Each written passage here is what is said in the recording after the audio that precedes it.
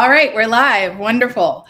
So, hi, welcome to anyone who's here live or watching this later on.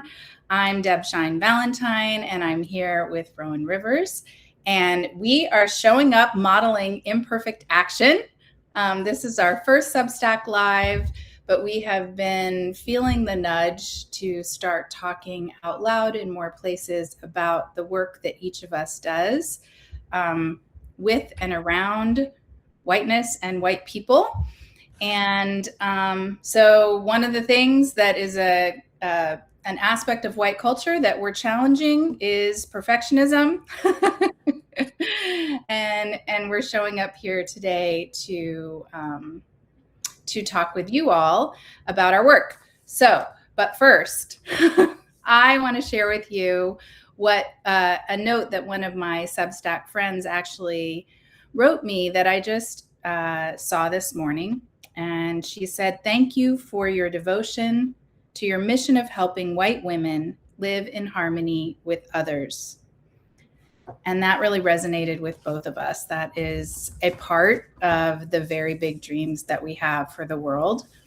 And so today we have 3 questions we're going to ask each other so that you can learn a little bit about us and our work and why we think that talking about whiteness and the things that we focus on in our work around whiteness and with white people is important at this moment. Are you ready, Rowan? I'm imperfectly ready. Okay. see what the brain produces. And Let's see what happens. All right. So, yeah. Rowan, what do you focus on in your work related to whiteness? So this is a big question, but I work in or a lot of my work experiences in the mental health field, and I also am a spiritual director, so I think about and work with a lot of things spiritually. So a lot of what I work with is doing a psychological analysis of what's happening with white people, pulling from things that I've learned professionally in terms of materials that I've studied, different therapies I've studied, but also my experiences working with clients and things that I've seen shown up in my work and some of my colleagues. So I look at how whiteness affects white people. How my work is a little bit different from other things is a lot of the work around whiteness with white people is focused primarily on their relationships with people of color or people of the global majority, and how that affects them, how that interplay with whiteness affects those relationships. And I look more at relationships that white people have with other white people and how whiteness plays into that, particularly in family systems, but also how white people relate to themselves and their relationships within themselves, looking at things like gender, sexuality, spirituality, our relationships to our sense of place, where we live, our land, our ancestors. And that's another big spiritual piece I work with is ancestral relationships and reclaiming ancestral relationships. As soon as I'm mentioning any of these, I'm like, I could talk so much about this. And I know that's why this is the first of many conversations. I can get into it because there's all these caveats, like, yes. Because even within ancestral reclamation, it's a very complicated thing for white people because many of us struggle with the very, really harmful, violent things that our ancestors did. But then some white people really idealize some of that stuff and dig even more heavily into white supremacy and white nationalism. So I look at kind of the psychological pieces of that and also share some experiences of my spiritual journey with ancestors and rebuilding those relationships in a way that is not built on white supremacy and not built on things like spiritual bypassing, where we really do look at, or I really try to look at, to be honest about my ancestors, and also deeply invested in working with the relationships with the ancestors that I live with, the indigenous ancestors of the lands where I live, and working on um, right relationship. So again, I could just keep. I'm like, what else could I could say a lot here, but Absolutely, absolutely. that I'm going to be writing down like what our focus needs to be for our next 6 times that we have conversation.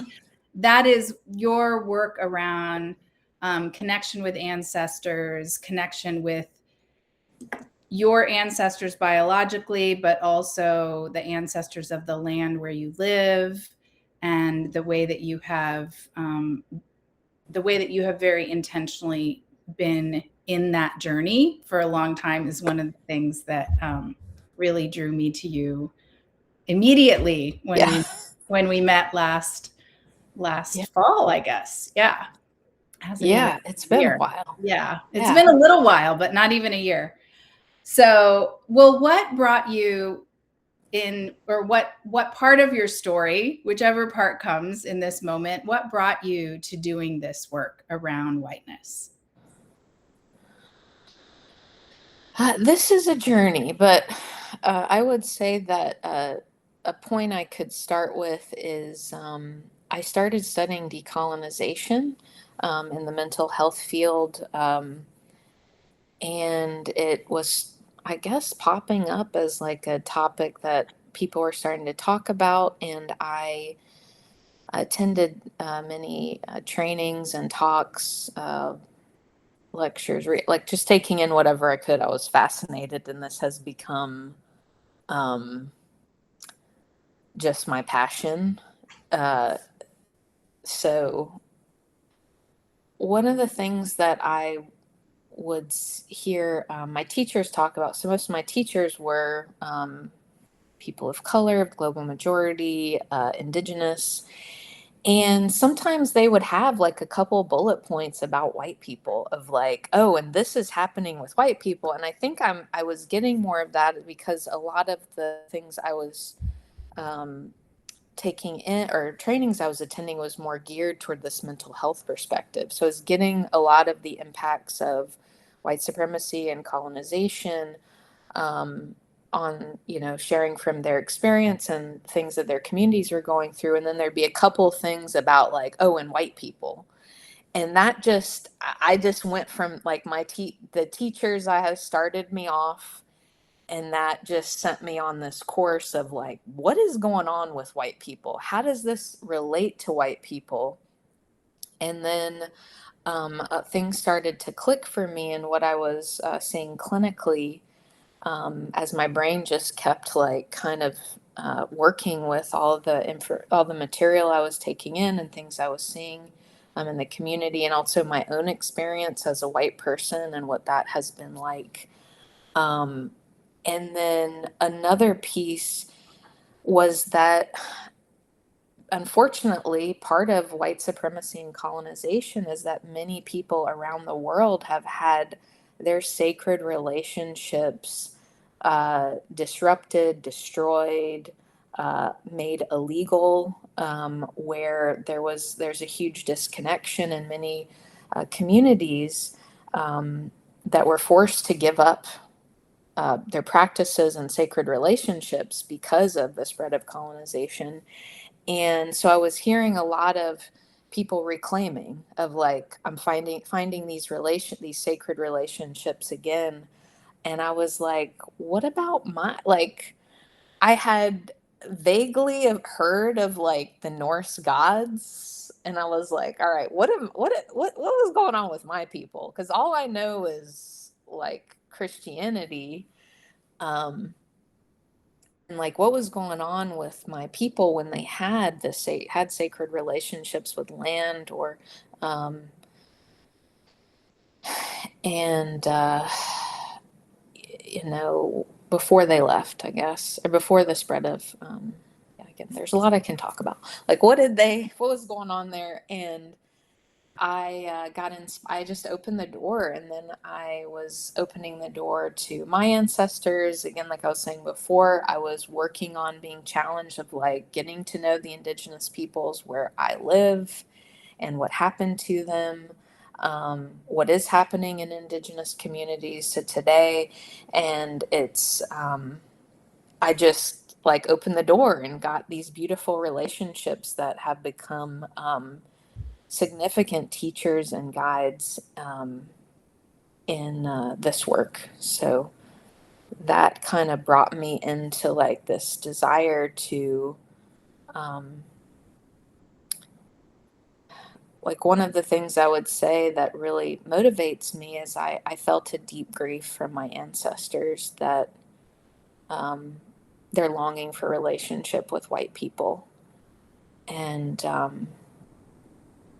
there's so much pain there for many white, maybe all white people, like that maybe we're conscious of it, and most people are not. I don't think that because there's been so much violence and disruption and disconnect in those ancestral relationships, and even basic relationships like our relationship with land and food and water, that are sacred, integral relationships. But so opening those doors, I found that beautiful relationship, and that calling of like, open the door, start talking about ancestors. So I have so many people in my life that are like, I've never thought about ancestors until you, because you're like talking about them all the time. And that's really what they want me to just speak of them, like talk about them and just help, open the door, because I think there is a longing in many people for these relationships that they just don't even have the language for, they haven't even thought about. And that really is also what inspired me to do this. I may have deviated from the question a little bit, but yeah, that is a big part of what's brought me here, as imperfect, as much fear as I may have sometimes, because I definitely get a lot of pushback over the years from my fellow whites, my family, and also white people about talking about these issues. Is I feel like very encouraged and supported and called to it by the ancestors who are so wanting relationships, so wanting healing in our community. So yeah. So that's what you were referring to when you said you feel like grief for your ancestors, or for the ancestors, around the longing that they have for a relationship. I just wanted to make sure you got to clarify that. Yes, that they are really longing for a relationship with us. And and I feel that. Um, I I don't know why I have like a sensitivity around the it's like I feel a lot of the losses like that I think other people are feeling them, they're just not conscious of it. It's showing up in like symptoms of like anxiety, depression, loneliness, um, and like we don't have the language for that. But there is a grief for them, because the ancestors want to be connected to us, but also for our people, that we are so disconnected and we're suffering so much, and we're causing so much suffering as part of that cycle. Yeah. So, did that answer the Yeah. question? Yeah. So yeah, there is the grief for them, and there's the grief of what happened. Like, why aren't these relationships? Like, why don't I know about my ancestors? And like most people don't ask that question. Most Right. white people don't ask that Right. question. Like, why don't I know? And why don't I care? Mm-hmm. And what's that about? So we'll So talk much about more that. to talk about. Yes. Last question. Why do you think this work is particularly important right now? So I think that I guess I just want to acknowledge that part of our culture is dismissing the psychology of things because we have kind of a inaccurate view of what psychology is and it means broadly. That So we can actually you tell have. us what it is and it means broadly? Yeah, so there's this for example, there's this sort of idea that you can just like push through things Mm. and like just suck it up, get over it, like there's sort of a dismissal, I think, of psychology, when what psychology actually is like, it's our operate like our it's our experience of our brain, which is the operating system. So some of the stuff we might talk about is like from a neurobiological perspective, like what is more accurate, like what's actually happening with white people, and what our brains and nervous systems might actually need to move forward on some of these issues versus just talking about it. And one of the pieces I'll talk about is like the sort of psychological versus sociological perspectives of race, and how we typically just talk about it in this lens of the sociological perspective, which is also very important, which are these concepts of like power and privilege and like maybe like ethics and morality and from a psychological perspective, there may be a lot more going on that is playing into why a white person is doing something or not doing something. And what I'm seeing is we're missing that piece. Mm. And I think that it's difficult to move forward because white people, we were really supposed to kind of, okay, now I'm going to get on the soapbox a little bit, is that like people of color have done so much. They have done so much to educate us about what white people are like what is it like dealing with us. And we were supposed to take the reins and then go and like work with our people on like what is going on with our people. And I think that a lot of the work that's out there has just hung out in regurgitating the work of people of color, of like how to be a better ally, when really what we need to answer is like what the fuck's going on with our people? Like what is going on with white people? And like we have to figure that out. And so, and as a white person, and I think in some ways what we're both doing is sort of holding the complexity of like we have to really look at what's more fully here. That's not the job. I mean, like, well, people of color, welcome to do it, but they shouldn't have to do it. And like, we really should take the reins and holding like more full, like, what is going on with our people? And it doesn't help to just say like you're bad or you're bad people. And a lot of us fall into that when we're talking about our communities, our families, our ancestors, which is a like, okay, well, then I don't have to look at it because they're just bad. And it's like, well, what's the context?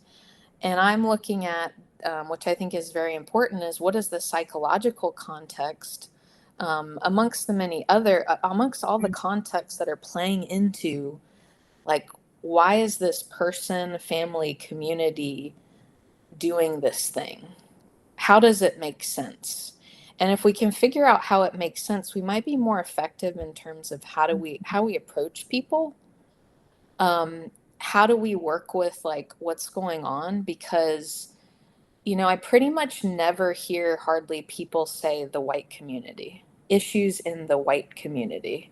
Mm-hmm. And I don't know if I'm missing that. If you're like, oh, well, I've heard it a lot, but like we have some significant issues and it's playing out right now Mm-hmm. majorly. The psychological flailing of our people is playing out majorly in politics right now.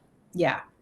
And just this, and there is a long history of white people doing what they're doing now as a safety strategy, Mm-hmm. as a survival strategy, and just digging into a lot of our people are just like, hunkering down into that as a safety thing when there's a lot of threats going on.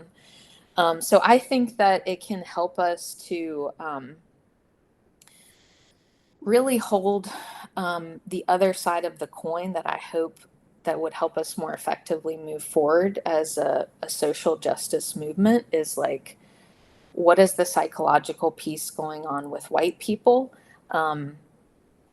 with how it, as it relates to other communities, but also like what is going on in the white community, because I think that that is a really a piece that even like from a research perspective has not, like I have trouble finding like data on even studies about like what is going on in white families, in terms of how children are being raised.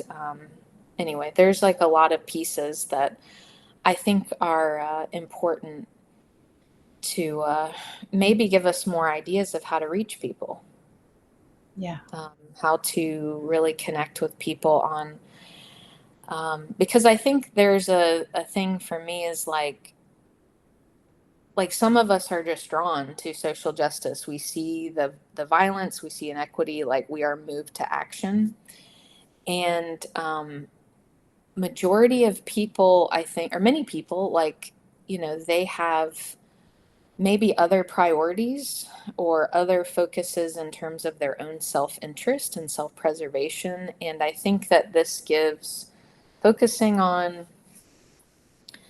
I'll explain this well, like what's going on with white people within themselves and their families and their closest relationships gives us more material data of like, and like things of like this, could draw people in to have a vested interest in dismantling white supremacy, not just like I want to be good to these other people or I don't want these other people to suffer, which I think we should be moved by that. But if we speak to, well, what's going on with you? How is this not working for you though? Then we each have a vested interest on our own to dismantle this system. And I hope that my work can contribute to that. And that's why I think it is important for white people to find their reason to be here. That's not just about like being a good person or patting Mhm. themselves on the back, because, you know, as you may have seen and many people point out, eventually that fails. It falls short. People hit their wall and they're like, no more here. I can't. And then we're still hurting people and really letting people down. Um, Well, and so also the people that we want to be allies with or supporting or whatever are not a monolithic one human being that is always going to agree with everyone else. So we're never going to be the good white person for everyone. That doesn't mean we can't grow no. and change and become safer, become more supportive, become more respectful, become more aware, all of those things on a lifelong journey. But yeah, the good white person goal is not reachable for a variety of reasons. Well, yes. And some of the things I'll talk about is I actually think that's a defense strategy, because my theory is that the deepest wound that white people have is within our own family systems, and how we have been rejected, abused, neglected, a lot related to whiteness and like Mm, performing whiteness. And that by focusing on just focusing on uh, people of color, we're avoiding all of that work. So mm, even if we think that we are being, you know, these great allies or whatever, which, you know, like you said, it's questionable, um, there's this deeper wound that we're mm. bypassing, Yeah. that I think is there, that it I think is really the root to some of these changes that we want to make in our society. Is we have to deal with the trauma, the intergenerational trauma that we're not looking at Yeah. um, much at all, and we're not naming. And it Hmm. kind of reinforces the system when we don't name it and we don't Yeah. acknowledge that like that's there. Like I actually have trauma from never being white enough. for Mm. my family and my community, for society. And like, we'll talk more about, what that means. But I carry multiple identities where it's like I've been discriminated against, I've been abused and rejected because I'm not performing the way I'm supposed to, for example. And so many white people carry that. And that's what the perfectionism is coming from. It's like, so Mhm. anyway, this is like an example. Again, I could keep talking, and I Mhm. hope I haven't taken up too much time talking because I ramble too. But my imperfect, okay, embrace my imperfection. You've asked me about my special interest. I will monologue. Um, so yes, so those are some of the pieces that I'm like, hey, what about this thing that we're not looking at all? That is Mhm. part of that is really part of healing, which is kind of a missing link, I think, for many of us in this work. So Yeah, it reminds me of my grandmother's hands, of course. And I so appreciated that Resma Menachem, I'm not sure if I'm saying his last name right. Um, it's Menachem. Yeah, Menachem. I Okay. think that's how I've heard before. All Yeah. right. Well, I'm going to need to check to be sure I'm doing that right, but pronouncing his name right. But that he talked about, that was one of the first places where I saw the references to white people having experienced trauma in the past that we're still carrying. Yes. Yes, yeah, I've attended classes with him, read the books, read that book, and yes, he was one of the people. I was like, oh, okay, what happened in, There's something to work with. um, and so yeah, there's a long lineage, and I've had other teachers say, indigenous teachers say, colonization started in Europe, like there was stuff, Mhm. some of these things were going on there and impacting people, and then who brought that, you Yeah. know, Yeah. global. And I know we both, I think you also did the Comrades Education Before We Were Yeah. White course. So we both did Yes. that. They're right here on Substack as well. So props to them for the work Yes, that that was they're they doing. had some great trainings and Yeah. Yeah. So, and certainly, there's always that caveat of we're not equating any, like, if you get into the trauma or oppression, like, battles of whose is worse, we don't really end up in a very good place. But that's we're not, certainly not denying in saying that white people need to deal with their pain and the pain that whiteness has caused white people. We'll keep yes. saying that we're not saying it's not a really big No. problem, the No. harm our ancestors dealt. Um, Yes. Yeah, one of the ways yes, I think that is a great thing that I always feel like, oh, we need to clarify that. Like, I want to be really clear. Like, I have no idea what it's like to be a Black person or an indigenous person. And like, I'm not saying this is the same thing as they experience. It's coming from a similar root cause. There's a root issue. And we carry, I think about some of the things like, no, it obviously did not justify the violence our ancestors did. I think as white people, we're challenged to hold the complexity of our ancestors because that's still trickling down mhm. in our family systems and our communities today. We've got to really be honest about Mhm.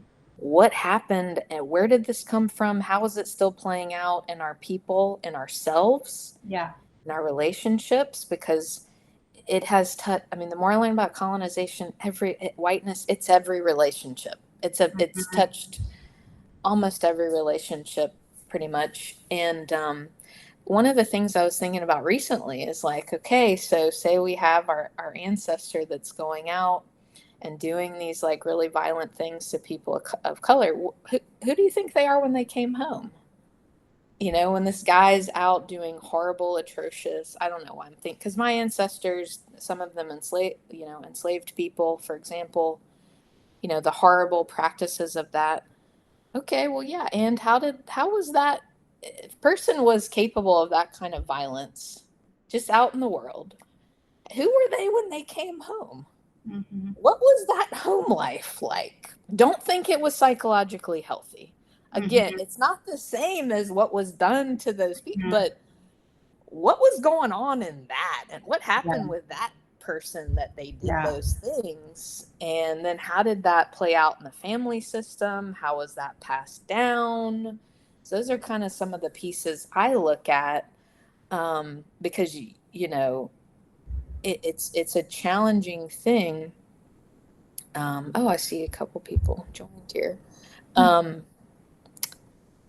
It's like that's the piece that I think as white people we are challenged to look at, and to hold, again, hold the complexity of what happened. It's not about justifying it. It's about understanding it, facing it, Yeah. getting to know, and how's that been passed down? Because it's still, Yeah. I mean, we've never dealt with that trauma.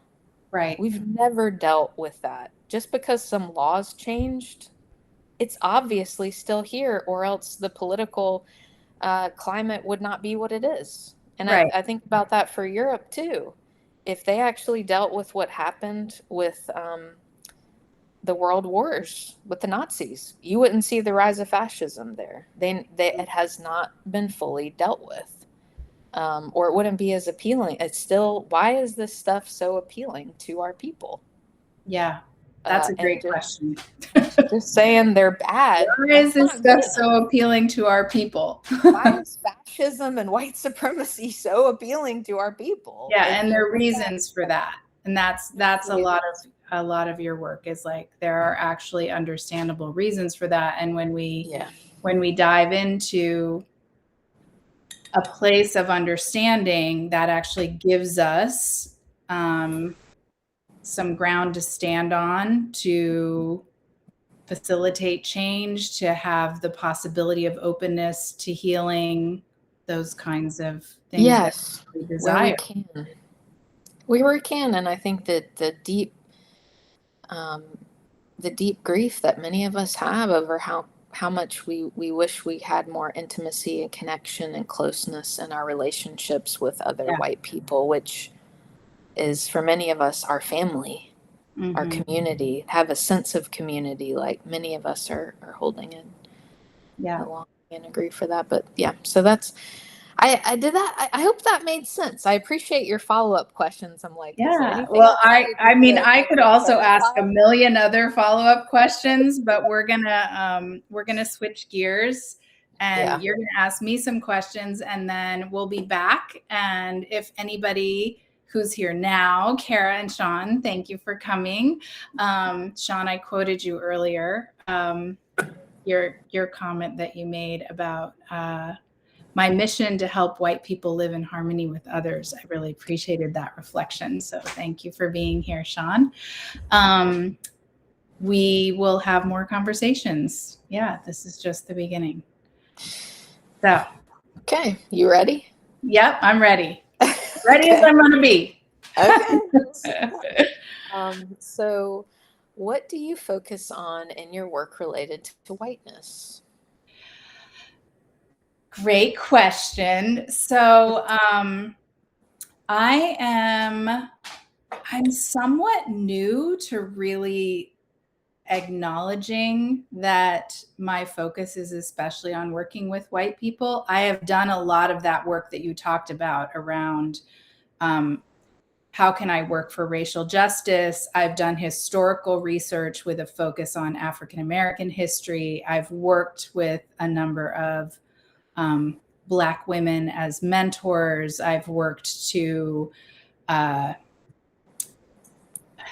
create new ways of being within an institution that is perpetuating systemic racism. I've like been doing those things with very much the outward focus, like you were talking about. And it's only recently that I've kind of acknowledged to myself and am saying more out loud, gosh, I really think my work is with my people. Like it's like what you were saying, like we need to get our people. We need to work with our people. That's our job. And that feels now much more important to me than I don't know how to say this. Like I was really focused on how can I create more diverse communities racially and in other ways.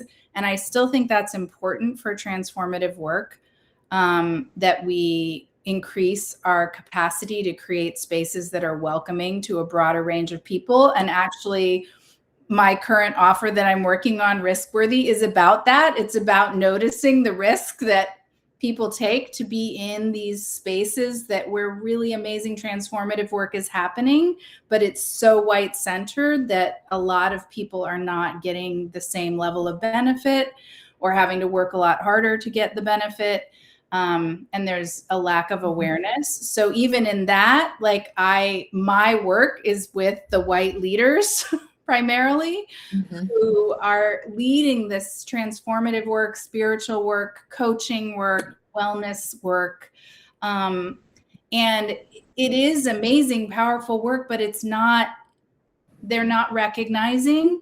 Sometimes it's the harm that's happening, or the people who aren't coming, or the people who are dropping off, because their experiences were not great within that space, or it was just too exhausting to be in the space.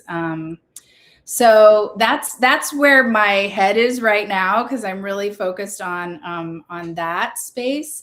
But I also work with white people a lot around shame. My book is called Feel Better, Do Better, and that came from my own experience of being a white person who cared, but was so focused on how bad I am that I just was frozen more than I was in action.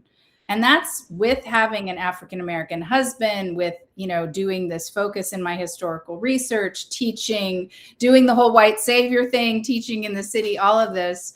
So that work really came out of, in a way, this is one of the places where there's a connection with your work, of coming to this space of, like just telling white people you need to do better is not working. I agreed. I need to do better. Yeah. But I wasn't finding the capacity to do better because I didn't know I could build emotional capacity. That was the biggest piece. Like, how do I look at this? How do I look at this horror and not fall apart? How do I face the things inside myself, or like you're talking about, what my ancestors did or didn't do? Like, how do I face that if I can't process emotions, right? Which is also related to whiteness, the ways that we have been prevented from learning how to move things through our body, how to process our emotions and all of that. Yes. So there's my long-winded answer. I have this one line of work that's around helping white leaders to create more risk-worthy spaces where the level of support that people are getting in their spaces where this transformative work is happening meets the level of risk that they're taking to show up in that space. And then I have this other line that's really so much about emotional empowerment, really, like how do we learn how to work with our emotions and our bodies as white people who care and want to take action, and either are getting burnt out or getting frozen, because those are trauma responses, right? But that's where we tend to end up when we haven't figured out or learned how to work with the emotional challenge of staying present to the complexities of the world that we live in and the pain that's there, and also the joys, which is an essential part of how we stay in the work. Like, to find the joys, to find the relationships, to find the love, all of that. So that's my work and how it's related to whiteness at the moment. Okay. And you spoke to the sum. Our next question was what brought you to the place of doing this work. It sounds like you kind of had your own experience of doing stuff out in the world, having that internal, that piece that you named there, maybe the trauma response, where it was, and you worked on building your emotional capacity. Is there anything more you'd add to kind of Yeah. Of You're right. I did share a lot of that already. Um, I I did have like these hints. Like I grew up very conservative evangelical Christian, a version of conservative evangelical Christianity that lended itself more to missions and saviorism than Oh, wow. um, overt racism. Like I was taught that everyone was equal. Um, so I came initially to concerns about racial injustice in the United States when I was like 10, and then again in high school, and then again in college. I had these like moments of like, what do I do? Like I don't, I want to be part of changing this. But the way that I knew to do that was earn no money, go into the inner city and be the white teacher who Be saves like the the black, savior, white right? Like savior. I did that version and I burned out really fast. I really wasn't a very good white savior because emotionally I Well, couldn't any of us, handle it. yeah, I don't know if any of us can be. So, Yeah. you know, maybe there's some Yeah. benefits there, but so yeah, so that was definitely part of, and then I married an African American, and that's when all these questions came up around like, well, what about the children? Like, how can you marry a black man? Don't you care about how your children will suffer? And I was like, I was really shocked by that because I had been intellectually taught that everyone was equal. But there were these subtle ways that it was still not okay or acceptable for us to be in an interracial relationship. And so that, and my parents, to their credit, kept working with their own stuff around that. And we've now been, my husband and I have been married for over 30 years and have very strong relationships with my family. But that was another piece of my journey, marrying a black man and then having biracial children. But I was still in that, what I realized probably, you know, 15 years in as a parent was that I was still mostly in this space of shame, like of, Yeah. I should do better. I should do more, but I wasn't really doing a lot. And I did the things that felt safe to my nervous system, which is school. I Yeah. will do research and I will write about Black children's experiences in the Yeah. 1800s. But like going to a protest or finding a way to make political change in my community, I didn't, that was terrifying to me. And to be honest, also my husband um, was also the good black guy, right? So we were busy being non-disruptors, even though we wanted more racial justice. Yes. So it was the combination of all of that and kind of starting to see it layer after layer and recognizing like, oh, I see myself as the bad person. If I'm in a room with mostly African Americans, I see myself as the bad thing in the room. And Mm-hmm. like, while it's great that I don't see myself as better than, I don't think that's helping me to actually show up. And so I started working more intentionally around building my capacity by working with a lot of Black women who were willing to teach white people, and I paid them and they worked with me and I learned a lot. And then also working through my own kind of shame and learning, connecting with my body. There was a whole process for me in all of that. So definitely it was my own journey for that part. And then also for the work that I'm doing now with white leaders, it's been my own journey of being in so many of these amazing coach training programs and spiritual communities and wellness communities, and noticing that they are just so white woman dominant. And really white woman educated, mostly thin, fairly good looking by American standards, you know, like Yeah. English Yeah. speaking, like there's just a lot of people who look like me, or, you know, are younger than me, look better than me maybe, but like there's a lot of me in there. And so recognizing that and kind of having that insider's perspective of this work is so powerful and transformative, but there's something missing here. And so that's really where that work grew from. I got asked to do it before I recognized that I wanted to do it or had the capacity to do it. So yeah, so I think that's my extended answer to how I got to doing this work. I want to go off on bunny trails and be like, tell me about that research about the children in the 1800s. Yes. I really want to learn about that. Cool, because I have a book out. Okay, yes, I want to see this book. Smith Memorial Playground and Playhouse has part of my research in it. Yeah, I would love to read about that. Yeah. And I have, my brain's like, I want to talk about that. I know. We're gonna take notes, and we're gonna have more take notes, and we'll talk about it, I guess.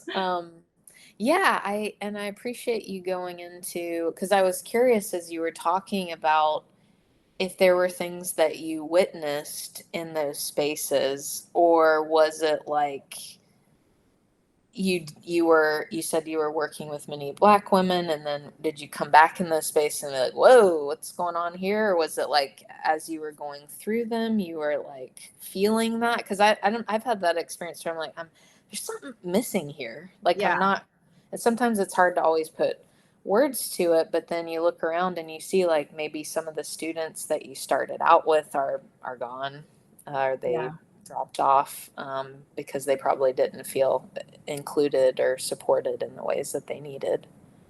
Yeah, it was some of both. Definitely in some of the programs that I was in, there were colleagues of color who told me about negative experiences, but they didn't want to tell the leadership because, they were just trying to get their certification and get out. Seeing that retreat, I was in a certification program where there was a retreat that was extra that you could do. And there were like virtually no people of color in the advertising for it. And then also people of color were choosing not to go to it. And they were explicitly saying like, we don't feel like we could feel safe in that kind of intensive situation in this community. And that was a community where they were doing DEI training. Like, it was better than most coaching communities, but there was still this lack of broad awareness and lack of, sometimes it's what I saw is the leader, especially post 2020, like a lot of white women, myself included, had an extra burst of growth around their own awareness, unlearning supremacy to some extent, growing in awareness, growing in skill. But then it was like they didn't know how, or lost focus or whatever, to get that, to bring that into how do we move this into the design of how our community, like integrate it more. How do we move it into the training, the hiring, the training of our team, so that our team can hold space for a wide range of people, whether that's gender or race or ability. So it was some of that, like, something's off. It was a lot of just seeing a sea of white faces. And then it was also, and then also I had a couple of people of color that I recommended to a coach training program, and then have watched, heard about and watched the experiences that they had that were made it extra challenging for them to get the full benefit of the program. Wow. Yeah, I think that's one of the, that reminds me of one of the, I think, biggest directives I've been told as a white person is like, look around the room, who's here, who's in the show, who's on the, I think it started out with like, okay, you're watching this show, who's on the show? In terms of race and, but then you start looking around and you're like, oh, okay, this is, and the big aha of like, oh, I hadn't even noticed. I can still walk in a room and not notice for a while that everybody pretty much looks like me. Yeah. Yeah, like we still have that.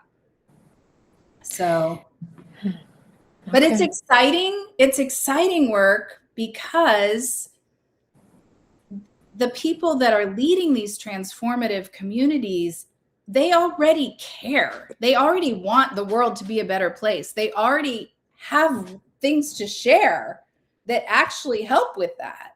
And so when the awareness comes in and then the capacity is built and the skills are built and they're designing, you know, what they're doing in new ways, the impact can be really powerful. Yeah, and I think that goes well into our next question of Mm. why do you think your work is particularly important right now? And it Yeah. sounds like, the people that you want to work with these changes could have a really majorly positive experience or impact on the world. Yeah. Yeah. So I think, yeah, in terms of that line of my work, working with leaders of these transformative spaces and this transformative work, it's just needed now more than ever, you know, like the kind of rise of fascism, the challenges to women's rights, the challenges to Yeah. immigrants' rights to live, work, walk down the street. All of these challenges are heightening, certainly in the United States, but I know also to some extent in other places. And those of us who really genuinely believe in love and light, like, and know there is powerful healing in breath work, there's powerful healing available in um, branding that is not manipulative, branding and marketing that's not manipulative, that calls people to um, be the best of themselves and helps them get their work out in the world. Like all of these things are really valuable, and when we center those who are most marginalized in our planning, that work, which is already powerful, becomes that much more powerful and impactful. And we are transformed in the process as well, of course, always. So that is one reason. And the other reason, which is really the same reason, but just a slightly different group of people, is we as white people, especially most of the people who work with me right now are white liberals. I would actually love to work with white conservatives if they were brave enough to work with somebody who's a liberal. Mm-hmm. Yeah. Especially white conservative Christians, because I get that and understand and respect. I don't need people not to be Christian, even though that was my journey. But like, I mostly work with white liberals, and I think we need, this connects back to your work. I think we need to develop the psychological capacity, the nervous system capacity to process our own emotions so that we can face really awful things and not fall apart, which especially white women have been taught to fall apart. Like a lot of us, especially white upper and middle class women have been taught that our best strategy is to fall apart. Our best strategy is to be the damsel who needs to be saved. That's why white women's tears can be so dangerous, right? Because then people come in to save us. And so we often haven't had practice facing really difficult things and finding the way to feel through them, but also come back up, come back out. And we need to be able to stay present with other white people that we're really mad at and that we really disagree with, and that we think are worse than us. It's our job.